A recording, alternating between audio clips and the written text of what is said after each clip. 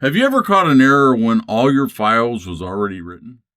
I have, many of times. So, stay with me, and we're going to fix 100 files in a matter of seconds.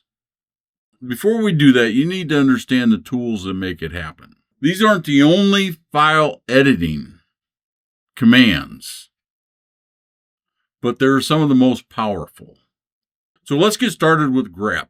Grep is a search tool.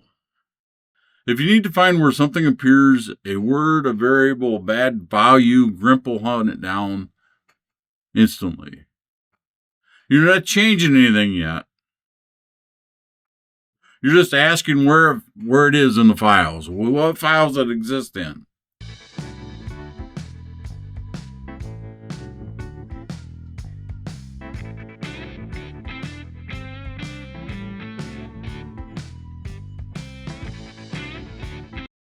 And now that we know exactly what files the mistakes are in, which alone can save you hours. But remember, we're building towards finding the problem in one step, fixing hundreds of files instantly. That's where it gets interesting. Next up, awk. Awk is built for structured text. Logs, columns, CSV files. If your data is separated by fields, awk is exactly what you want.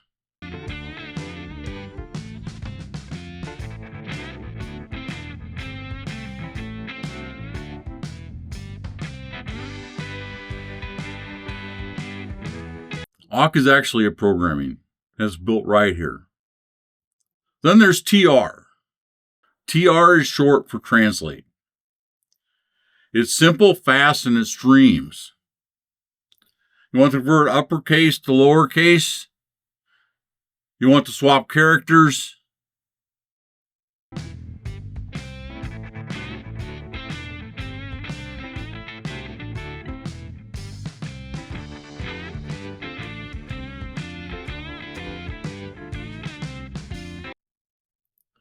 TR ain't flashy, but incredibly useful.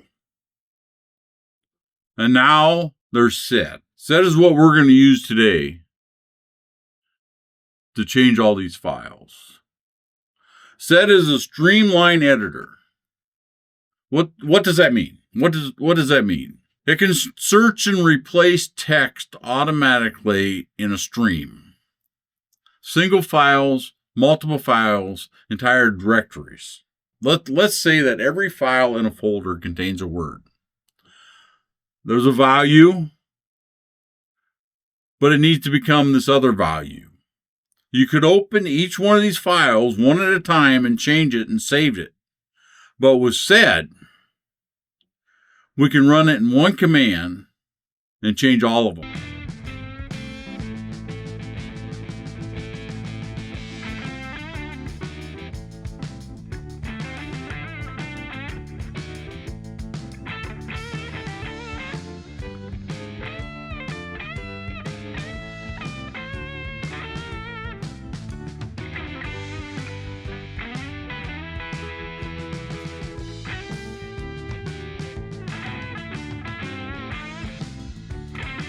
Done. That's it. That's all you have to do. That's done. Every file's been updated. No clicking, no scrolling, no stress.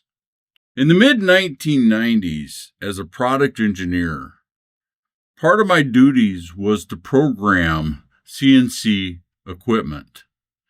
These are machines that run G-code. I was on the road one time as we were expanding manufacturing, and I had hundreds of files ready to go.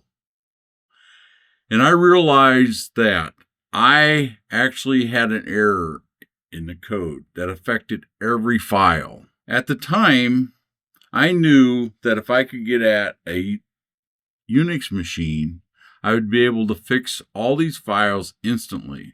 All I had in front of me was a DOS machine. So with a little C compiler, I wrote some code that would go into each one of these files and open them up and change the line that needed corrected. if I had to open each one of them files, it would have took me days. Then I would have possible more errors. What I did back then, Linux today can do in seconds, and it's built in. Most people don't even realize it. Today, it's at your fingertips in any Linux distribution. This was a kind of a high introduction to these commands, but it shows you a valuable lesson on how to change multiple files, or one word, several words, a sentence in multiple files, how to find information in files quickly. We haven't even touched base on file permission or symbolic links. Very powerful stuff. If you're learning Linux, this is the difference between using it and understanding it. If I helped you today, please subscribe. I do these long videos once a week. Most of the time we do DIY stuff, but over the winter we've been doing more computer-related stuff. As always, I appreciate each and every one of you, and thank you.